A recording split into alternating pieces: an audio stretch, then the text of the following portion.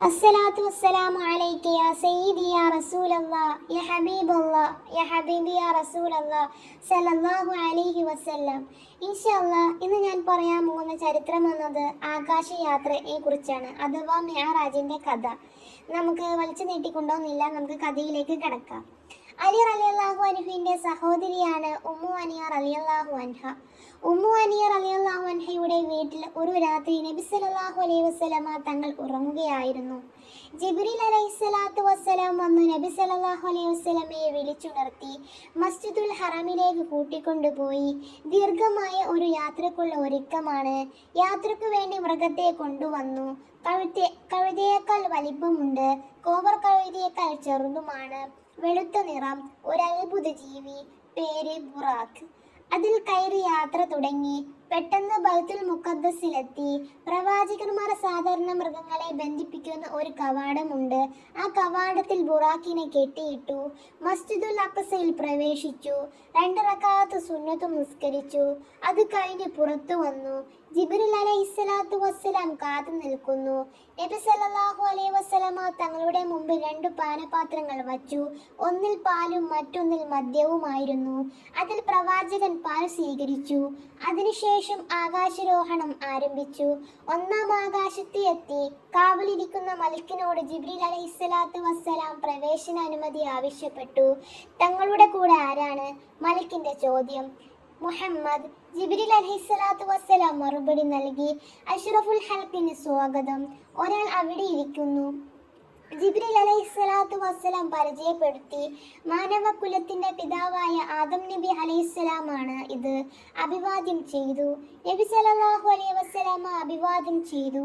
പ്രതിഭിവാദ്യം എന്ന നിലയ്ക്ക് ആദം നബി അലൈഹിസ്സലാമും പറഞ്ഞു, ഉന്നതനായ പുത്രനു സ്വാഗതം, റസൂലുള്ളാഹിക്കും സ്വാഗതം. പിന്നീടും 2-ാം ആകാശത്തെത്തി. അവിടെയും മലക്കുകളുടെ ചോദ്യവും ഉത്തരവും നടന്നു. യഹ്യ നബി അലൈഹിസ്സലാമിനെയും ഈസാ നബി അലൈഹിസ്സലാമിനെയും കണ്ടു, അഭിവാദ്യം ചെയ്തു. 3-ാം ആകാശത്ത് വച്ച് യൂസഫ് നബി അലൈഹിസ്സലാമിനെയും 4-ാം ആകാശത്ത് വച്ച് ഇദ്രിസ് നബി അലൈഹിസ്സലാമിനെയും 5-ാം ആകാശത്ത് വച്ച് ഹാറൂൻ നബി അലൈഹിസ്സലാമിനെയും 6-ാം ആകാശത്ത് വച്ച് മൂസാ നബി അലൈഹിസ്സലാമിനെയും കണ്ടു. 7-ാം ആകാശത്ത് വച്ച് ഇബ്രാഹിം നബി അലൈഹിസ്സലാമിനെയും കണ്ടു. കണ്ടുമുട്ടിയ എല്ലാ പ്രവാചകന്മാരും അഭിവാദ്യം ചെയ്തു. അവർ പ്രവാചകരെ സ്വാഗതം ചെയ്തു. പിന്നീട് സിദ്റത്തുൽ മുൻതഹയിലെത്തി. ജിബ്രീൽ അലൈഹിസ്സലാത്തു വസ്സലാം പിരിഞ്ഞു. ഇനി ഒറ്റയ്ക്കുള്ള യാത്ര. സർവശക്തനായ അല്ലാഹുവുമായി സംഭാഷണം നടന്നു. അഭൗതികവും അമാനുഷികവുമായ കാര്യങ്ങൾ. തിരികെ യാത്ര ആരംഭിച്ചു. 6-ാം ആകാശത്ത് വച്ച് മൂസാ നബി അലൈഹിസ്സലാമിനെ വീണ്ടും കാണുന്നു. അല്ലാഹുവിന് സന്നിധിയിൽ നിന്നും എന്തൊരു സമ്മാനവുമായിട്ട് തങ്ങൾ വരുന്നത്. ദിവസേന 50 റക്അത്ത് നിസ്കാരം.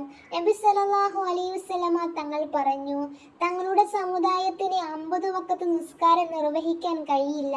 മടങ്ങിപ്പോവുക, എണ്ണം കുറച്ചു തരാൻ ആവശ്യപ്പെടുക. നബി സല്ലല്ലാഹു അലൈഹി വസല്ലമ തങ്ങൾ തിരിച്ചുപോയി. 5 റക്അത്ത് നിസ്കാരം കുറച്ചു കിട്ടി. 45 നേരത്തെ നിസ്കാരവുമായി വന്നു. ഇതറിഞ്ഞപ്പോൾ മൂസാ നബി അലൈഹിസ്സലാം പറഞ്ഞു, ഇത് വളരെ ബുദ്ധിമുട്ടാണ്, മടങ്ങിപ്പോവുക. 9 തവണ ഇത് ആവർത്തിച്ചു. ഒടുവിൽ 5 നേരത്തെ നിസ്കാരവുമായി വന്നു. വീണ്ടും പോകാൻ മൂസാ നബി അലൈഹിസ്സലാം നിർബന്ധിച്ചതാണ്. പക്ഷേ നബി സല്ലല്ലാഹു അലൈഹി വസല്ലമ പോയില്ല. ഇനിയും മടങ്ങിപ്പോവാൻ എനിക്ക് ലജ്ജ തോന്നുന്നു. അപ്പോൾ അള്ളാഹുവിൻ്റെ സന്ദേശമുണ്ടായി. 5 നേരത്തെ നിസ്കാരത്തിന് 50 നേരത്തെ നിസ്കാരത്തിന് പ്രതിഫലമാണ് ഉള്ളത്. ഒരു നേരത്തെ നിസ്കാരത്തിന് 10 ഇരട്ടി പ്രതിഫലം. ഈ യാത്രയിൽ സ്വർഗവും നരകവും നബി സല്ലല്ലാഹു അലൈഹി വസല്ലമ തങ്ങൾ കണ്ടു.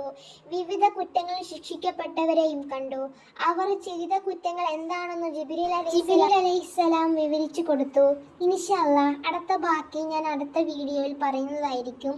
അതുകൊണ്ട് താല്പര്യമുള്ളവരൊക്കെ ഉണ്ടെങ്കിൽ എൻ്റെ ചാനൽ സബ്സ്ക്രൈബ് ചെയ്ത് ഓൾ എന്ന ഓപ്ഷൻ ക്ലിക്ക് ചെയ്ത് വെക്കുകയാണെങ്കിൽ നിങ്ങൾക്ക് എൻ്റെ അതാത് വീഡിയോസ് അപ്ലോഡ് ചെയ്യുമ്പോൾ കിട്ടുന്നതായിരിക്കും. ഇൻഷാ അല്ലാഹ് അല്ലാഹു സുബ്ഹാനഹു വ തആല നമ്മളെല്ലാവരും ചെയ്തു പോയ പാപങ്ങളും എല്ലാം പുറത്തു മാപ്പാക്കി തരട്ടെ. നമ്മുടെ ജീവിതം സന്തോഷമുള്ള ജീവിതമാക്കി തരട്ടെ. ഇൻഷാ അല്ലാഹ് അടുത്ത വീഡിയോയിൽ കാണാം.